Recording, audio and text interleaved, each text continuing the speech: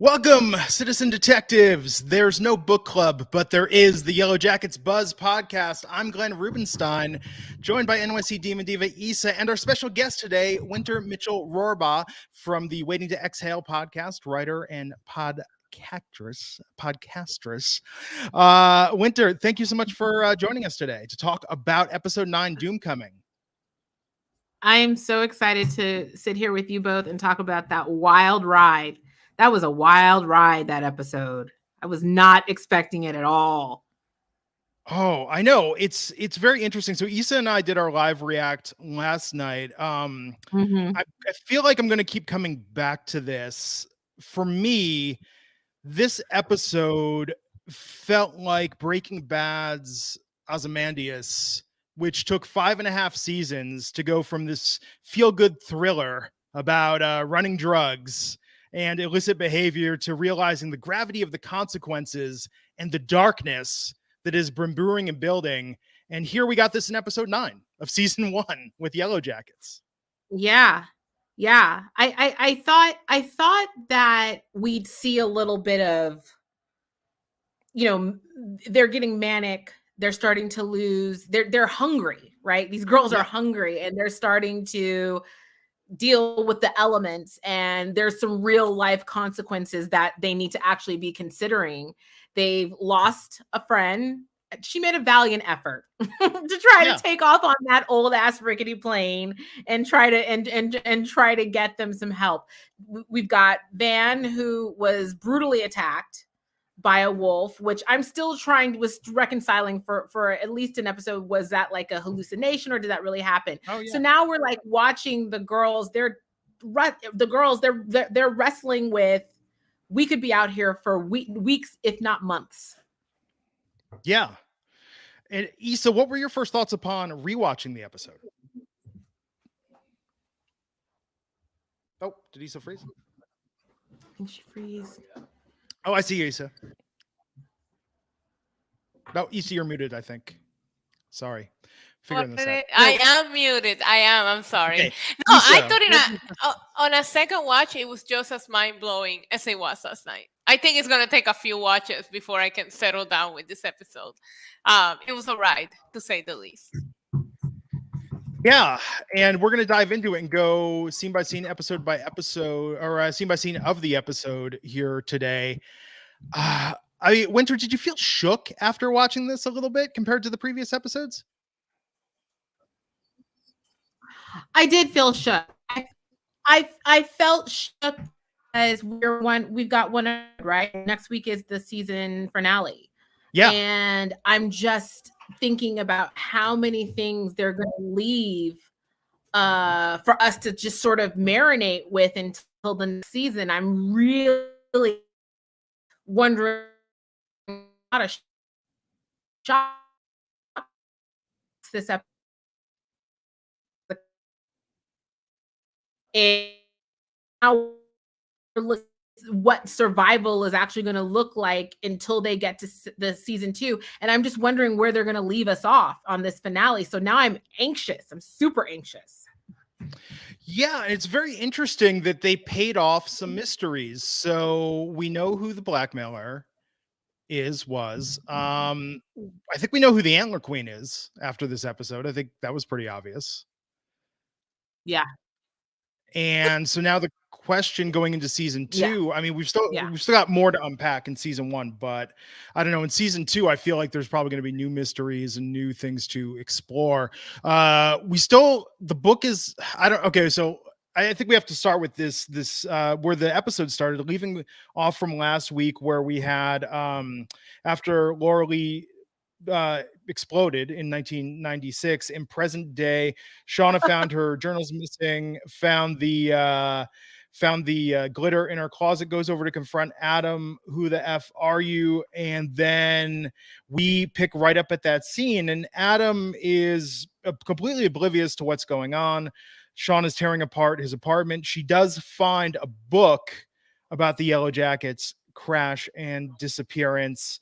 He says he wanted to learn more about her, but then cut with this series of scenes from the woods. Some we've seen before, some we haven't. She ends up killing Adam. I guess, my question to you, Wynter, is, how does this work for you as a payoff given all of the rampant speculation we had over Adam's identity? And do you think there's another wrinkle or two perhaps to be revealed in the season finale? There has to be another wrinkle.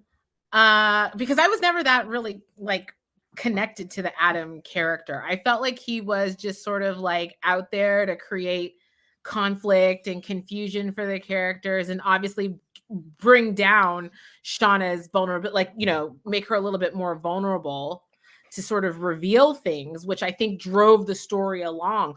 But I don't necessarily feel any connection to Adam. I was shocked by Adam's untimely death because it was unexpected in this part of the season. We don't usually get something like that. That's a season finale type of move. But I was also really shocked because Shauna, to me, is very, very, very, her penchants for murder, even represented in 1996, is not that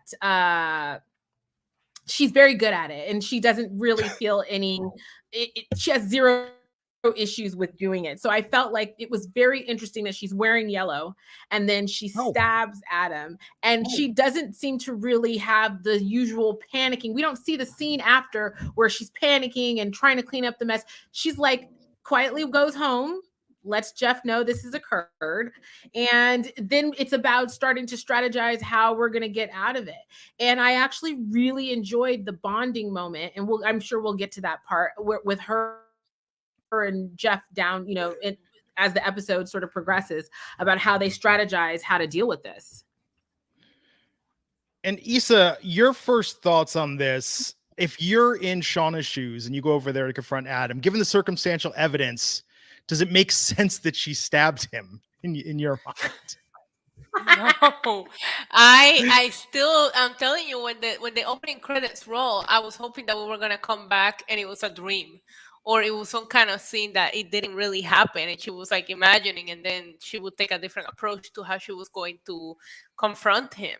I honestly, what really, really got me in this scene, and it might be an unpopular opinion, it was the book that Adam has. Where do I buy this book? I want to read all of it. There's a book about the Yellowjackets, and this is the first time we see any of it. I want to see more about it. Yeah. There's also an Us Weekly cover, which I thought was crazy. Was am I wrong, or was there an Us Weekly cover? No, there was. I freeze framed it because I was so captivated by the book. There was a cover. And Wynter, I don't know if you've had this impulse yet. I know Issa and I have talked about this. As content creators, I want to reach out. Simon & Schuster, do you still have a licensing deal with Showtime? Can we get the official journals released? We can hire a writer. We can make it happen. I want to call up Boom Studios. Can we get Yellowjackets Freshman Year, the comic book? I want a schlocky exploitative. I want them to bring Maury Povich out of retirement to host a mock 1996 TV program, Yellowjackets What Happened, interviewing Jeff, Randy, the parents. I want Deep Blue Something to have written a charity song about bringing the girls home. I want this world to be built.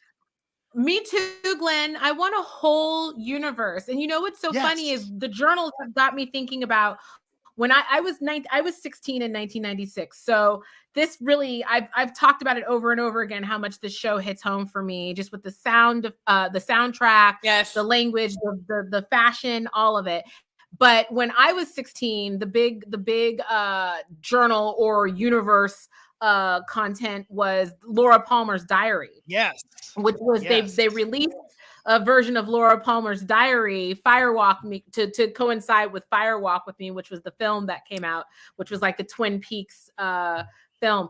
And that was a very hot commodity. You could not get a copy of it. It was banned from school libraries. It was really hard to get at the main library. So that's when I think about these journals and all of these storylines and narratives, I think about that. And I'm like, ooh, I would love to have that for now, today. Yeah, absolutely. Well, to be fair here, sorry, Glenn, to interrupt, but I was going to say Shauna's journals are basically published since everybody has read them, apparently. So, yeah. Yeah, exactly. But yeah, I've gotten in my headcanon with this, and I'm just like, they could easily release like senior year up into the crash after season 1, and then do another journal after season 2. And yeah, there's just so much. There's so much possibility with this universe, and I think that's part of it too, right? Is almost after this episode, I almost want more of the happy times. I want more into the before now, because they turned a point in this episode where they're not coming back from that. I mean, I don't know in the next episode how they're going to deal with this aftermath. So we open after the credits, which, by the way, No Return, out now on streaming services. It finally got the official release. You can listen to it. It's not longer than what we hear in the show, but you can stream it now. But we've got digging for grubs in the woods as they're eating, and we have the berry wine that I believe Mari has been saving and brewing.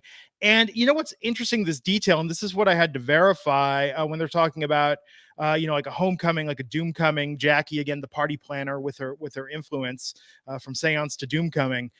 Basically, don't take Jackie's ideas because shit's gonna get real. Interesting detail that I had to go back and look with the seance.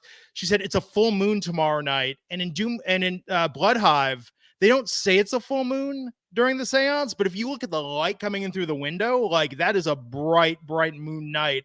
I wonder if that is now sort of canon to the mythology of when shit gets crazy and people start getting sacrificed. Okay. I hadn't even thought about that. That's a great thought. That's an excellent observation, because full moon just makes people crazy. I can see that being a part of it. Yeah. No, absolutely. So they decide they're going to do this, and then we get Shauna. I mean, they get right out there, man. I feel like on other series, they would have kept this going with Shauna and Jeff for a while. Shauna looks, her journals are back inside the safe. Now, I think we can assume, because we find out later Jeff had read them years ago, that the journals were taken perhaps to reference the symbol for the blackmail text. So there's like circumstantial reasons why they were missing. But we get this confrontation, I mean, where this starts, and Jeff, well, I guess it makes sense. His greatest fantasy was having a customer in the furniture store, because it's not doing so hot, and he's behind the blackmail with Randy, who once got outsmarted by an escalator. They successfully pulled off a blackmail scheme. Wynter, to you first. How did you feel about Jeff, the criminal mastermind here? I think it's very funny that it was Jeff, because we've all been saying it's been Jeff this entire time. That no, it can be Jeff because this is, he's planning the reunion, or he's planning something, he's planning this or that. I like how the payoff is like whatever as anything else is Jeff related. I felt like that was, to me, the least interesting aspect, that reveal, which I recognize is a big deal for the purpose of the story and driving the narrative. But I guess maybe the way I've been viewing Yellowjackets is that, and I think there's a lot of different ways that people can sort of look at this show, and I have to like accept that some people are taking it in a different way. To me, it's like the culmination of it. Like, I feel like, shows that were like this when I was that age, 16, you had to really like have this the writing was sort of like better. And, we're only getting good writing because things are on cable, right? Like television networks had to have good writing in order to be successful. So you had to like really get involved with the character and learn about them and like want to keep following them. And I keep calling this show like a 30-something, but 40-something, but a slasher show, but then also like a Sex in the City, but no fashion. Like, there's so many different things happening on this show that sometimes something like a stabbing in the beginning, like a full Drew Barrymore and Scream, Casey Becker type situation, is still going to get me there because I'm accustomed to that type of fake out. But like a husband being like, yeah, I've been playing you this entire time because we're running out of money. I'm like, yeah, I've been married for 5 years now. So I'm like, yeah, okay. At least you tried. So I guess the Jeff part wasn't as compelling for me as it has been for others. Yeah. Issa, what'd you think of this reveal? I didn't think Jeff was going to be the blackmailer, to be honest with you. But I did see him struggling, and you and I have conspired against like about this show so much. I did see him struggling financially, so it will make sense, like putting two and two together. Wynter, my theory was that he had a second job, so and that's why he was sneaking out at night. So when they do the brunch at Jackie's parents, and they bring up the fact that that he's the only one paying the bills and they might need financial help, that's when it really clicked for me. So I wasn't expecting him to be the blackmailer. So although that doesn't make him a good person, I thought the way he reacted to finding out his wife had an affair and just murder a man made me want to marry Jeff. I was like, this man is a saint. Shauna doesn't deserve Jeff. Like, I thought it was so awesome to see how he was going to take the fall for her. Well, it's interesting because I felt like with Shauna, something that he said to her, which I found really, really, really sweet, is that he said he was going to take the fall, just like you'd mentioned. And then I also thought it was interesting that she said she was sorry for lying. She was apologizing for lying. And he was like, our relationship has been like this from day one. And I mean, Jeff is really aware. Jeff gets it. Jeff is down for the cause and is ride or die. I love Jeff. Yes. But the one thing that is like driving me crazy, and I'm sure we'll get to it with this show, is like if he read the journals, then he was aware that Shauna was out there in the woods pregnant with his baby. And I know we still don't know what happens with the baby, but it had to have been such a deep moment to find out that he read those journals, not even because of the whole we ate each other kind of thing, but it was like she was out there alone pregnant with his kid and nobody to turn to. That has to like leave him with some kind of like, I don't want to say guilt, but there has to be that I wish I could have been there for you and I wasn't able to. Like there was a lot that Shauna was dealing with in the woods that will probably explain why Jeff is so protective and so ride or die for her, because he understands what she went through. Yeah. And that's a good man. Yeah. I mean, it's really weird, right? There is something that's interesting about a level of emotional maturity when you can recognize who your partner is and be like, I know who I married, and they, like, warts and all, ups and downs, I'm into this. Fizzo88 in the chat doing the real citizen detective work, saying, I just Googled that a full moon occurred on September 26th, 1996. That with Homecoming, Rush Week, that does line up pretty well with this episode. 4 months into their time in the wilderness. And right before the snow, so that does seem to be a day that it would be pretty close to it. I love that. God, I love the obsessiveness about this show. Yes, me too. By the way, we haven't had a show with this kind of obsession in a while. Sorry, I didn't overlap. No. We haven't had I don't remember. It's very interesting that this show has become my obsession, colliding with And Just Like That at the same time. Oh, interesting. I'm not nearly feeling And Just Like That. It has nothing to do with everybody's sort of like sophomoric observations about it. I expected the women to be older. I expected them to be different. I expected them to be contending with the world that doesn't look like what they were accustomed to. But I feel, even taking Sex and the City out of it, I feel much more aligned with what these women in Yellowjackets are going through than anything I've seen in a very long time. I love that you brought that up, Wynter, because my favorite show of all time is Sex and the City. So I personally cannot bring myself to watch Just Like That, because I made the mistake of seeing a couple of the reviews and what people are seeing. And I'm like, if I don't like it, I don't want it to ruin what Sex and the City mean to me. So I'm in a weird spot where I really want to watch it. But at the same time, I'm like, if I hate it, it's going to just completely ruin my favorite show of all time. So I am very torn about this 50-50. People don't understand the internal struggle, because all my friends are like, it's your favorite show, how are you not watching it? And I'm like, you don't understand. This could be traumatizing for me if I hate it. It's not that great. And I don't know. I know. I heard that. I don't know what we would have done without Yellowjackets. I mean, Yellowjackets has been sort of like a saving grace in more ways than one. So Yeah. I feel like the present day is like a 50 times better version of what I liked about Good Girls, recently canceled on NBC. I mean, this is so much better, but it's I like the idea that they're all juggling their routine lives with this secondary life, this bigger mystery, and these larger shenanigans that are going on. I find that very compelling. Yeah, me too. And I think Wynter brought up like her age in 1996, and yeah, I was in my teenage years as well.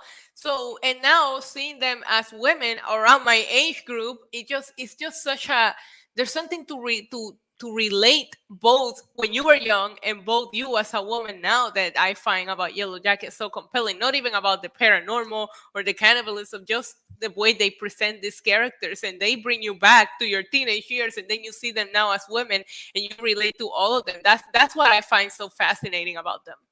Yeah. 100% agree. So back in 96, we got Misty asking Coach Ben to Doomcoming. He agrees.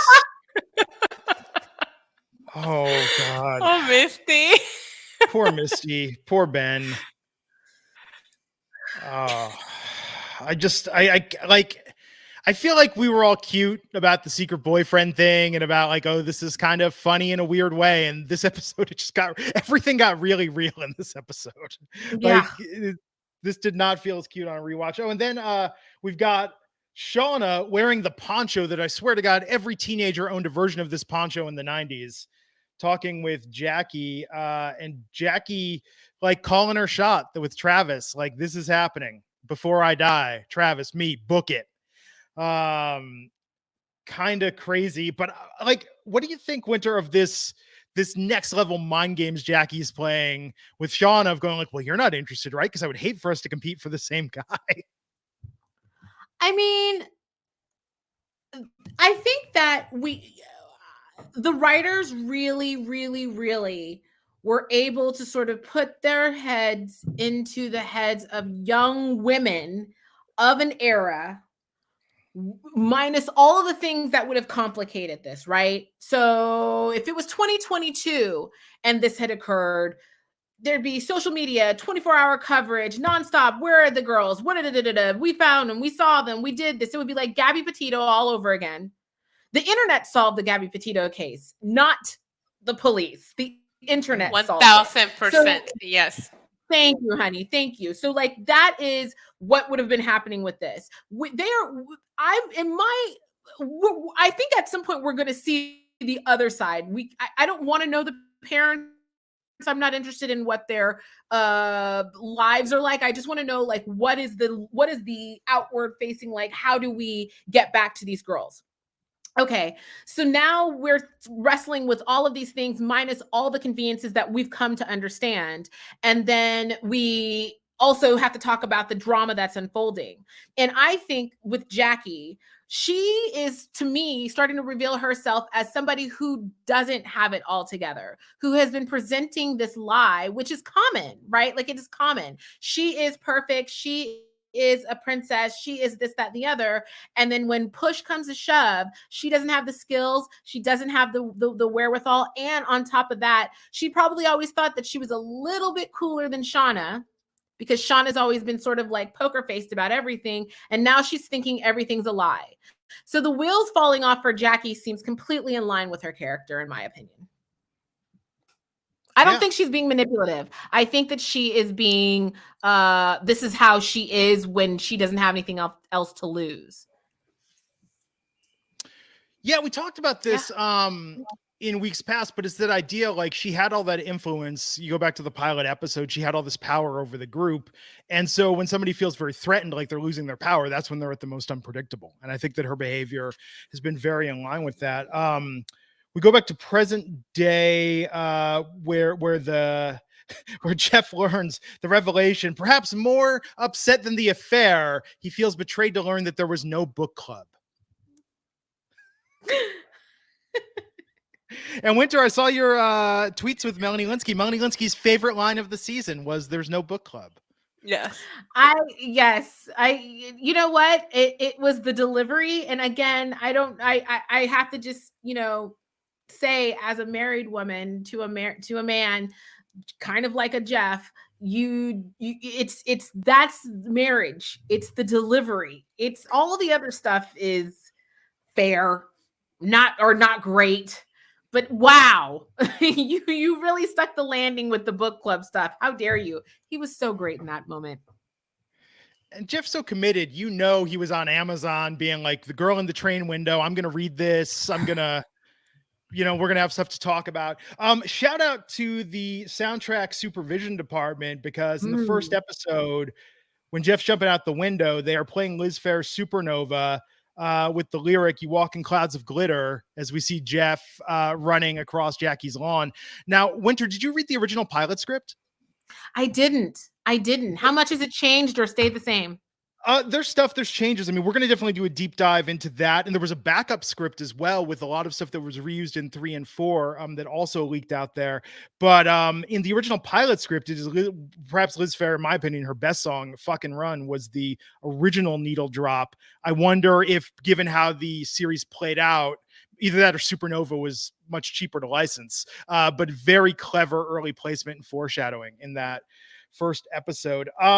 Misty gets the first of 2 makeovers in this episode. The first one courtesy of Jackie in 1996, getting advice about what to do with Coach Ben.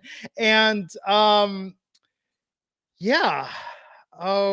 what do you think, Wynter? What do you think Misty's original plan was with the mushrooms, that this is going to loosen Ben up and he's going to be uninhibited and it's going to be go time? This is, again, why I love this show. Every single girl minus Jackie reminds me, main group of girls reminds me a little bit of myself, which just shows you just like how being a teenage girl in the 90s, what it was like. This show is, to me, the very, very good at that. I think she thought they were going to go all the way. I think she thinks that she's mature enough. She's proven herself to be a resource, that she's you're shaking your head. She's proven herself to be a resource. She's batshit crazy. We know this. We are not pretending like she's not batshit crazy, but I think she's going to go all the way. I also think this was one of the weaker elements of the episode, because obviously she sat the shrooms down.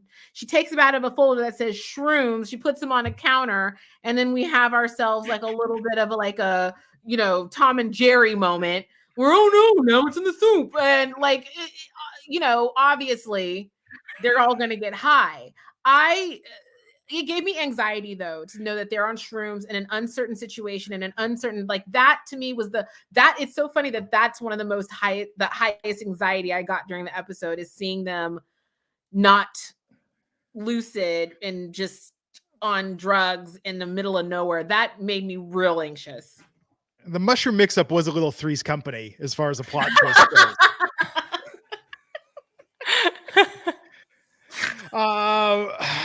Yeah. If we had an audience, the audience would have been like, ooh. Ooh, when somebody would, like, when Arnold would hold a bag of weed and it would cut and fade to commercial on different strokes. Yeah. Like, ooh. I want an episode of Three's Company. I want Mr. Furley tripping on mushrooms. Yes. 100%. Okay, so we keep cutting back to present day. Jeff and Shauna watch a lot of Dateline, apparently, and talk about together. Ride or die. I mean, Issa, I know we defend Jeff a lot on this, but if a man is willing to take the murder rap for you, I mean, husband of the year, right? Husband of the year. Oh yeah, 1000%. I tweeted, I'm gonna marry Jeff. I mean, I can't say it any more simpler than that. I thought that I love him. I liked him, and I shared this with you. I liked him when he stood up for Shauna in that brunch moment to Jackie's parents. And once again, he just showed up yesterday, and it's not doing Shauna any favors, because you're like, why is Shauna so messy? She has this good man that blackmailed her best friends to save their family business, and here she is cheating on him. Come on, they're both messy. They're meant to be. Because they're meant messy. to be. They're meant to Yes. be. And holy shit, the dude cannot run a furniture store apparently to save his life. But his idea of saying, well, why don't you thought he was blackmailing you? Why don't you tell the other girls that as well? And let's cover this up. Brilliant idea. Brilliant. Took no effort, very little effort, minimal effort. And that's the beauty of Jeff. Yeah, it feels like it gave me Mr. and Mrs. Smith vibes. I'm like, have these two killed someone before? Because there was no emotion. They were like, all right, here's how we're going to cover it up. Great plan. Let's execute it. It was a mixture of Mr. and Mrs. Smith and a little bit of you involved in there where I'm like, what is going on with these two? They're meant to be and they're both demented and they're both going with each other plan. Good for them. But Jeff, if it doesn't work out with Shauna, call me. You need a Jeff in your life, babe. Let's get you a Jeff. I need a Jeff. Girl. We'll get you a Jeff, girl. Okay, so I have to say, though, even more romantic and a better partner than Jeff is teen Thaisa, who, as during this beautiful montage set to Collective Soul's The World I Know, which is a song that, I don't have a particular attachment to, but the way they used it in this episode is going to forever define that song for me. Yeah. Van sitting, looking down, Ty asking her to Doomcoming, giving her the mask. Oh my God, when Van smiled, like I started just weeping. Yeah. Like, tears of joy. Yeah. Me too. I remember the line clearly when she said, I know you're self-conscious, so I made us this. And she pulled out the mask and I started crying. And I'm like, wow, I'm really invested in this show way more than I anticipated. I'm invested in this too. And because we know where Thaisa is now on present day, it's just driving me crazy to find out what the fate of Van and Thaisa is. Why are they not together? Because the way they come off in the woods, it just seemed like a relationship that would have gone on all the way. And we know that's not what happened. She's with Simone. So I really don't want to get to the point where this falls apart because I'm in love with the relationship. I'm in love with their relationship and the beauty of just the confidence, right? Like the confidence. I think, they aren't in a very rural area. They're in New Jersey. That's not that rural. So it's slightly more, big city where they can kind of fade into the midst. But just to be young and 16 and gay, it doesn't matter what year it is. Hopefully it's easier as we continue to progress. But, that was a beautiful moment. I got to tell you, every time I see them and see them making out and hooking up, I'm like, and it's always bathed in beautiful light. Yeah. And that's the presentation I love of it. Like banging in the moonlight. I'm like, yes. Like we've had years of men and women banging in the moonlight. Not like this though. Not like this. And you're absolutely right. When the scene went to them making sweet love in the moonlight, you forgot that these two girls are stranded in the woods, starving to death, and that a wolf freaking mauled her face off. No, that scene was beautiful, and it made you forget about everything else going on. Yeah. And especially when they're all singing and dancing to Kiss from a Rose, that made me smile. Excellent song choice. Excellent song choice. I just smiled. So I just literally just started smiling because I was like, yep, that's what we were doing. Singing Kiss from a Rose as a group walking down the street, just 1996, singing Seal. Don't know any of his other songs, but I know Kiss from a Rose. Oh God, no, come on. I love not Crazy. No, Crazy might have been a little before. I mean, I'm 45, but Crazy 91, like Crazy was everywhere. No, but Glenn, 91, I was obsessed with. It was rap, it was Cube, Tupac, Nirvana. So I wasn't in like the easy listening yet. So the only reason we liked Kiss from a Rose is because we all went to go see Batman Forever. So like that's the reason why we were all obsessed with that, because that movie was terrible, but the song was great. I probably confused the hell out of the Columbia Record and Tape Club with my 12 CDs for a penny, where it was like, okay, so I want Seal, I want Depeche Mode, I want Nirvana, I want The Cure, I want Amy Grant's Baby Baby record, Wilson Phillips definitely, Nelson, because after the rain they've been through some stuff. Oh, that's right. They Might Be Giants. Like I placed I had the most eclectic mix of music. They didn't care. They wanted your penny and they wanted your $49.99 thereafter. Yes. Yeah, but did you know that the company was a scam? They were selling you burn CDs and not the real well, CDs. At the end they were, yeah.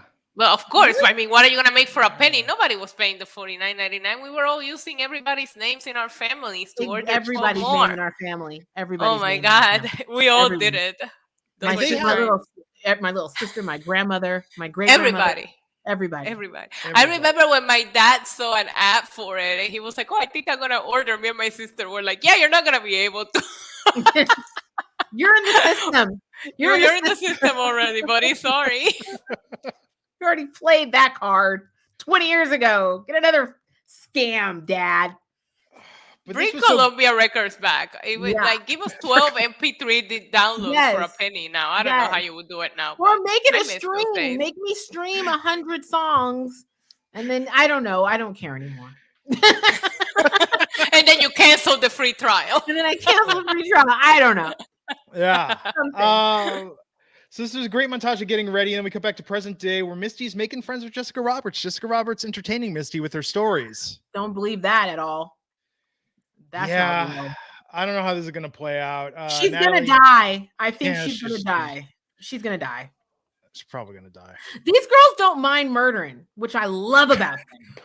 They don't mind a little quick murder. Just in the afternoon. Jessica Roberts is going to die. It needs to be at the hands of the bird. The bird needs to kill Jessica Roberts. Pluck her eyes out. Pluck her eyes out. I be forgetting that Jessica's down in the basement until they get there. I think that Jessica thinks, I think the way they position that scene, Jessica thinks that she's making headway in manipulation, that reverse manipulation of and getting your captor to endear themselves to you, and then Misty ain't letting her go. Misty will kill her or maim her or find a way to manipulate it. But Misty's been manipulating and pulling shenanigans since before they took off on the plane. I'm convinced that she may have done something to the plane. That's thinking too far ahead. But I saw a rumor, somebody saying, is that Misty up at the front and is the door open? And I said, oh, wait, I need to re-look at I'm looking at the crash footage like I'm in the freaking, what is it? Who looks at crash footage? The NSBF. You know who they are. Yeah. The Federal Aviation. The Federal FAA and NTSB, the National Transportation Security Board. So I'm not any of those people. I don't have any skill set in that, but I have been flying since I was 6 weeks old. And that door looked open before the plane crashed, which is scary because doors don't fly open on planes that are crashing. So, but why didn't Lottie see? I guess she was on her medication. Maybe that's why she didn't see the plane crash.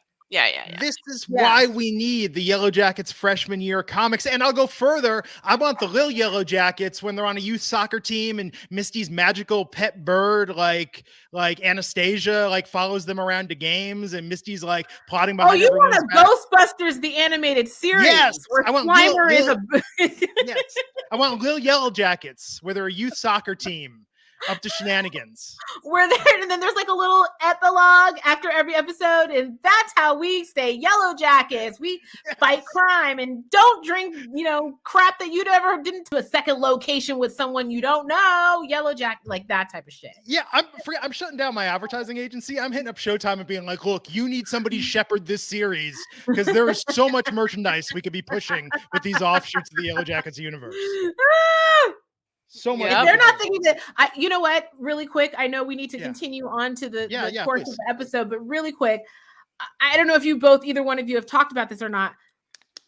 Anybody else kind of annoyed it's on Showtime? Well, yeah. I mean, yeah. But I never touched Showtime before. Glenn, thank you for gifting me Yellowjackets. Told me you need to watch this show. So I was like, the only reason why I have Showtime is because I have the cable package that includes all of the movie channels. So you just sign on with your cable provider. I'm like, I don't think I ever signed on to Showtime ever before. HBO Max, everything else I use. Showtime was one that I have never downloaded. And I'm like, really? On Showtime? I didn't realize they had such good TV. And I haven't watched the new season of Dexter because I used to really be into Dexter. I need to watch the new episodes now. It's not great. That's why I'm saying I'm annoyed with Showtime. No, it's not great. Yeah. So like that's what I'm saying. It's like without the show, that other show that they used to have with William H. Macy and everything else, Shameless and all of that. Like this, they need this show to do well, in my opinion. It's gonna get 5 seasons. Yeah, it's getting 5 seasons. I'm pretty because look at it. I mean, Wynter, you remember this when I started following you. Do you remember like Thanksgiving weekend? You could search Yellowjackets on Twitter and catch up in 24 hours worth of tweets in about 5 minutes. Yeah. And now they're coming like 6 a minute now. Yeah. And the thing is that's really annoying to me though, is I type in yellow on Twitter. Yeah. And it's Yellowstone. And they're getting the. But by the way, let's talk about that conspiracy. They're completely getting the runoff from Yellowjacket interest. And that's why they're saying the number one most trending show. And I'm like, no, it's not. We're searching Yellowjackets and you keep coming up. I know how algorithms work. I work in social media. That's what's happening. We're going yellow because there's nothing else out there. And it's like stone. And you're like, is that it? No, it's jackets. Yes. Idiot. There's absolutely no way you're going to convince me that show is the number one cable show. Oh, I don't believe not at all. Not at all. Yeah. Not at all. But look, if Yellowjackets would have dropped on Netflix over Thanksgiving, we'd have all forgotten it by now. It would have had its moment. We would have binged all of it because Netflix started slowing down how they come out with their shows, but they are. You're right. That's the thing with Netflix shows. Netflix comes out with some bangers, but everybody watches them at the same time, and then they're just forgotten about. Where with Yellowjackets, because they're releasing them weekly, it changes the way that we consume it. But it has to be the right type of show. Right? Yeah. Like I don't know that I would have kept watching Squid Game. Because Squid Game really needs a buy-in like of 2 or 3 days and then you're out, you're discussing, and now we're waiting for the next one. With Yellowjackets, I am appreciative of the episodic digest, consume, rewatch. I like that cycle. I'm fine with that. Me too. Yeah, me too. No, it's I like the speculating, and I like the community that it built because we all want to share our theories, and you don't get that with a lot of shows. And also, I really like the cast. I love the way they interact with us. I just think it's perfect. Melanie Linsky, I've been following her for a long time. She never had a huge audience. She never had a huge social following. And this girl's been around since I was 16. She's been around forever. And she's an incredible actress. And just watching her stock rise week by week, she, her numbers grow, learning more about the other girls, seeing how they're coming out, and then seeing the comfort, right? Like Christina Ricci and Juliette Lewis have been around a long time, and they've all kind of been, and they've been like, like artillery you bring out when you really need to, punch it in. But I don't think they've been given their due process in recent time. And now it's just nice to see them all collectively getting what they deserve. They all deserve this. Those 3 girls specifically, I don't know much about adult Taissa, but I'm obsessed with her and I'm excited for her to rise and to shine. But those other 3 girls have been in it from like a very young age, and finally seeing them get the respect that they deserve in a real big way is exciting for me.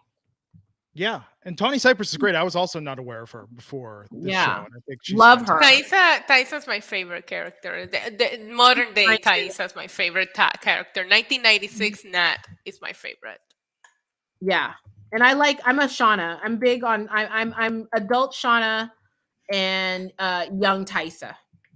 Nice. Yeah. For me, it's still Van in 96, but present day, I still got to say Misty. And this is a broken record, but of all the adults, Misty is the one who is comfortable with herself and who she is.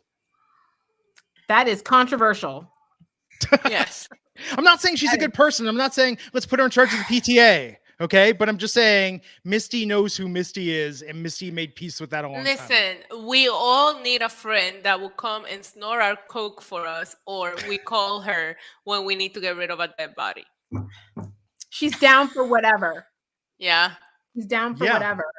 She's a real one. Misty's a real one. Misty's she is a real one. She is. Yep. I'll give it to you. I'll give you that. Taissa, we see in present day, Taissa is winning her campaign. I'm sure next week she's going to be state senator.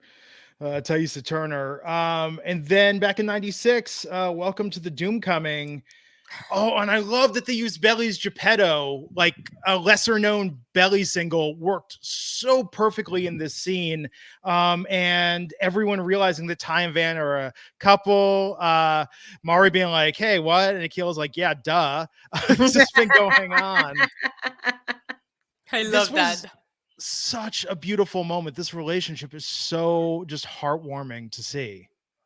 And this moment was great. Everybody dressed up. Everybody there to celebrate the beginning of the end. And Shauna is showing. Yeah. Yes. What are we thinking is going on here? I don't want to see any babies eaten. I really hope they don't eat this baby.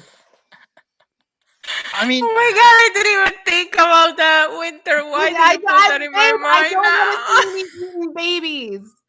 Well, you know what? I honestly didn't think she would make it this far, right? So that for me, and I know Glenn yesterday mentioned, he was like, well, it's been a couple of months, so of course she's showing. But I feel like at that moment when she started to show, that's when when it hit me, like, is this baby really going to be born? I thought she would have lost the baby by now, and I hate to even say that out loud, but I really didn't think she was going to get very far along in her pregnancy because of the conditions, and they're starving, and she's probably not nourished enough for herself, let alone a baby. So I didn't start thinking about the fate of the baby until I actually saw the belly on last night's episode.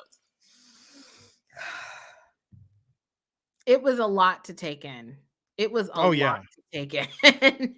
Because you're thinking about all the things that are going on just when you are in a normal situation.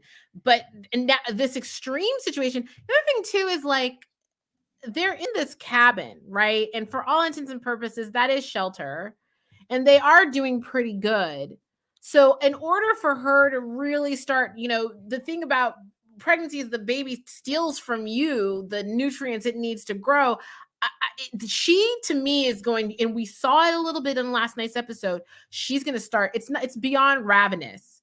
She's, she's like mama bear, like just losing her mind because her resources are the sustenance is just being sucked from her.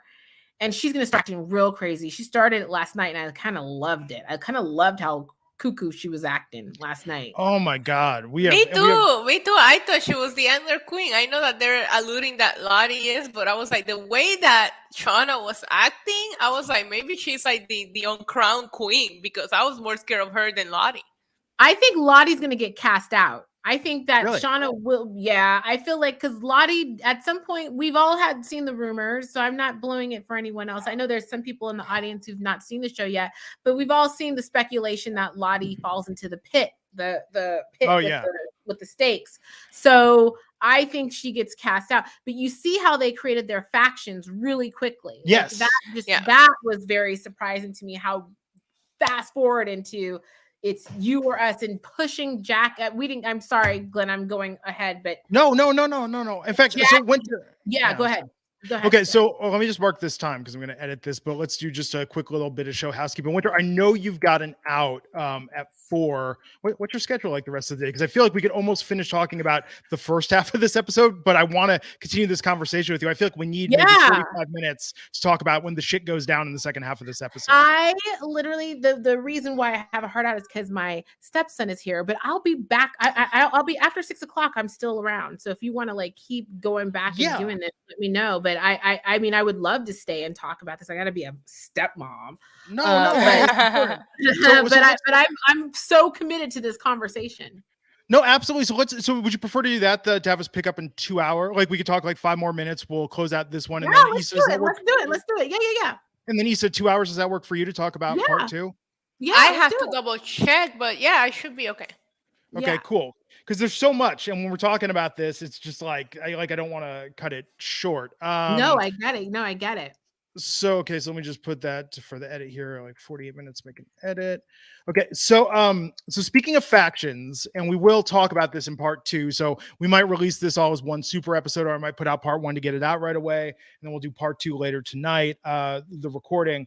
But I don't know if you remember this, in the original show description, it did talk about warring clans. And tonight, part of what's so exciting about part 2 of this episode is when everything takes that turn, we see where these lines are potentially going to be drawn. And I love what you said, Wynter, about Antler Queen. You know, it could start as Lottie, it could end up as Shauna. I made a comparison to a 21 Jump Street episode of the title of Hammer in Juvenile Hall, when Tom Hansen took down the hammer and became the hammer.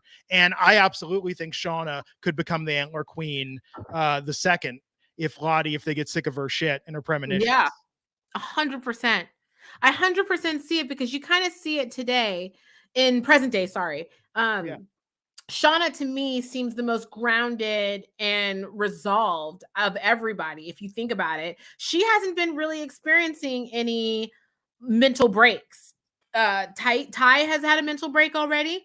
Misty has had a mental break at some point to get to the point where she is, and Natalie is not. She's in a constant mental break. Natalie, yes, in a constant mental break. I think Misty's in an active mental break that is ongoing mental break. But she was born with it. She was born with the mental break. But I think Shauna has always been resolute and resolved, and you kind of see that with Shauna.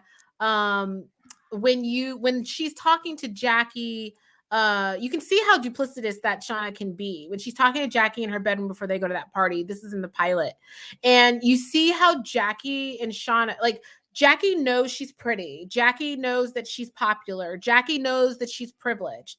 But Jackie's dealing with some demons, which Shauna, I feel like Shauna's way more like accepting of all of these things, because she's doing what she's got to do. But I don't see Shauna as anyone who's in competition with Jackie. Jackie's in competition with other people, and Shauna's just hanging out. Was I expecting Shauna to be sleeping with Jeff in spite of the relationship that he has with Jackie? No, I think that just shows how strategic she can be. She's totally strategic. She knows exactly how to play it. And that's why I think she'll be Antler Queen in the long run. Yeah. And interesting also that Lottie was wearing Laura Lee's top. We saw. Dress. Yeah. Interesting. Very interesting. As Armando's pointing out, it could be some sort of possession. Something happens. Like, I don't know. Like, it's cool how they're building this. But we're probably there's supernatural elements, or is it just hallucinations? I've been, since day one, I know I've been urging Issa to watch the show Evil on Paramount Plus, because they tried to have it both ways in season 1 before picking a side of the road. And the Yellowjackets, I was like, no, the man with no eyes is when I was like, this is supernatural. Like, this is not. I mean, what do you yeah, I go back and forward with the whole supernatural thing. Yeah. I'm sorry. Oh, on Evil. So spoilers on Evil. But yeah, Evil. If Evil is not supernatural, like, there's no way. They tried in the first couple episodes to be like, oh no, you could be just experiencing this. But yeah, like, I think Evil definitely picked a side of the road for season 2, for certain. We lost Issa. I think she's having some internet problems, but yeah, I think this I'm excited to talk about part 2 of this. So we did see that Travis is going to talk to Natalie, but before he can even really say anything, Jackie's like, hey, Travis, come over here, and making her move. So that's very interesting. And I love. Here, let me get Issa back on the stream. I love Coach Ben having this moment of toasting Van and Ty, and this kind of being an important development for his own feelings of acceptance and coming out that we see later in the episode. Like, this was so nice. I think he needed to have that moment because he's going to die soon. Yeah, it's quite possible. Yeah, and then we're gonna have a lot of body count next episode. I'm just saying. I'm predicting. Well, thank God for the red shirts, right? We saw all the extra yellow jackets in this episode that we haven't seen since the funeral in episode 3. So they got some yellow jackets to spare. Yep. You know, and then Lottie asked for a moment of silence for Laura Lee, which was very nice. What did you think, Wynter, before we wrap up this part 1 of Doomcoming? What did you think of? There has been a time jump, but with Laura Lee, did you think it was just sort of like not enough gravity, or like that didn't weigh over them as much, perhaps, as you would think, given the tragedy that we saw in the last episode? I think that there's a lot of tragedy. And I think they're young women in an extraordinary situation, and there's only so much to process. I think she made a valiant effort. I wouldn't have done that. I would not have taken that old ass plane out into the world. I also don't understand. I've never been in a situation where survival had at all costs was meant that anything was up in the, anything was going to happen. Anything was going to happen and you had to be up for anything. I'm still processing the fact they have to eat grubs. It's disgusting. Like I've never been in those situations. And so I think this show is really good at putting you in their shoes. What choices would you make given the circumstances? The only thing I will say is that I wish the boys were cuter. I'm sorry.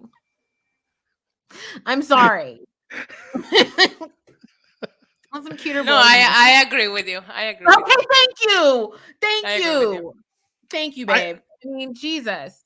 It does make it interesting, though, with Travis, with his insecurity, because Travis is very much like, from his hairstyle to the way he carries himself, is very much like a don't notice me kind of guy. He feels like he's been picked on. Javi is too young. Coach Ben should be out of the discussion for obvious reasons, even without him being gay. 100%. So it is interesting having Travis, I guess he'd be like, man, what a cross to bear. What a burden Travis has of having to be the only guy. And Jackie kind of calls him on that, where his comeback, like, I wish I'd been that quick-witted as a teenager, where she's saying, well, isn't this every guy's fancy being stuck out with the babes? And he makes a crack about her humility. Does he think it's holding you back? That was very good. Yep.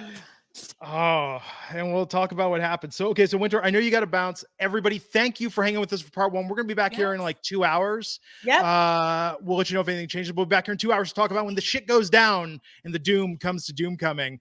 We'll catch you back here on Yellowjackets Buzz.